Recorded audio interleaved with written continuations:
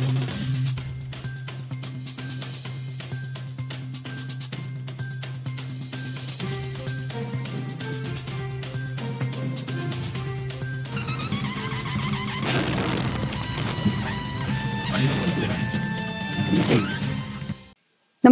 आपण पाहता Hirkani news. Hirkani news प्रत्येक क्षण ताज्या घडामोडी आणि महत्त्वाच्या प्रत्येक बातमीसाठी नेहमी तत्पर. काँग्रेसचा कॅन्डल मार्च.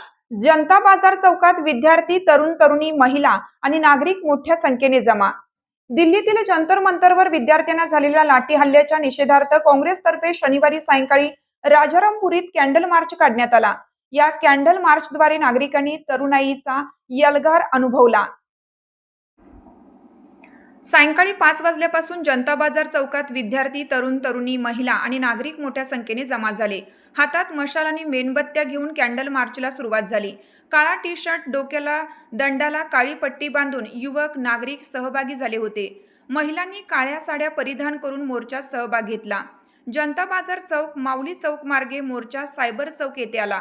सायबर चौकात मोर्चाचे सभेत रूपांतर झाले. मोर्चा मार्गावरील उपस्थितांनीही मोर्चात सहभाग नोंदवत सरकार विरोधात रोष व्यक्त केला.